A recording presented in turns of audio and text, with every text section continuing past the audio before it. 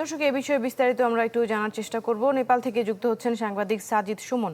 সুমন, দুর্গত এলাকার এখনকার চিত্রটা কেমন জানাবেন, আর অন্য কোনো দেশের সহায়তা এখন পর্যন্ত সেখানে পৌঁছেছে কিনা? জি জি, ধন্যবাদ আপনাকে। নেপালে একটি ভূমিকম্প এবং তুষারপাতের পরে সৃষ্ট আকস্মিক বন্যায় এখন পর্যন্ত 400-র অধিক পর্যটক নিহত হয়েছেন। এর মধ্যে 100 জনেরও বেশি নিহতের খবর পাওয়া গেছে, যার মধ্যে যুক্তরাজ্যের 12 জন নাগরিক, ভারতীয় নাগরিক 105 জনেরও বেশি, 37 জন অনাবাসী ভারতীয় এবং 17 জন মালয়েশীয়, 4 জন দক্ষিণ আফ্রিকান, 3 জন আমেরিকান এবং একজন অস্ট্রেলীয় এবং একজন ডাচ নাগরিকের মৃত্যুর তথ্য এখন পর্যন্ত পাওয়া গেছে। এই ঘটনায় এখন পর্যন্ত প্রায় উদ্ধার তৎপরতা ও চালিয়েছে নেপালের সেনাবাহিনী এবং স্থানীয় যেই উদ্ধারকারী ফায়ার সার্ভিস এবং বাহিনী যারা রয়েছে।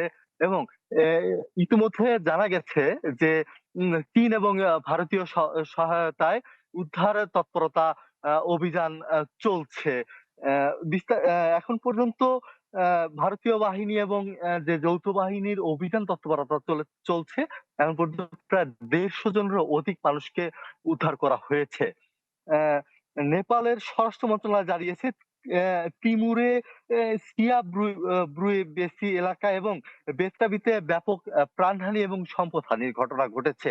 মন্ত্রণালয় আরো জানিয়েছে যে বন্যায় ত্রিশূলী বিদ্যুৎ প্রকল্পের ব্যাপক ক্ষয়ক্ষতি হয়েছে। এবং আরেকটু জানিয়ে রাখতে চাই যে কাঠমান্ডু থেকে পোখরায় যারা আহ বাংলাদেশি যারা ভ্রমণে এসেছেন, তারা এবং বিপুল সংখ্যক বাংলাদেশি পোখরায় আটকে পড়েছেন, যাদের যাতায়াতের একমাত্র যে রাস্তাটি রয়েছে যে পোখরা থেকে কাঠমান্ডু, সেই রাস্তাটি এখন পর্যন্ত বন্ধ রয়েছে। যে কারণে বাংলাদেশি যে যে দর্শনার্থীরা নেপালে এসেছেন এবং পোখরায় যারা বিশেষত এসেছেন, তারা বাংলাদেশে পৌঁছানোর মতো কোনো অবস্থায় তারা নেই।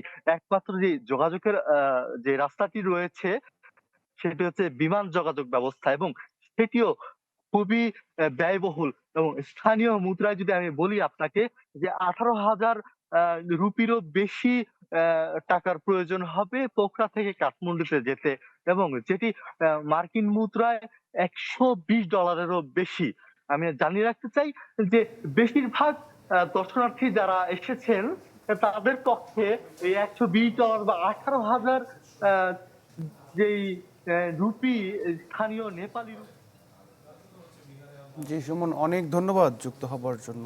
দর্শক, নেপালে ভূমিধস এবং বন্যায় প্রাণহানি ও ক্ষয়ক্ষতির বিষয়ে জানাচ্ছিলেন স্থানীয় সাংবাদিক সাজিদ সুমন।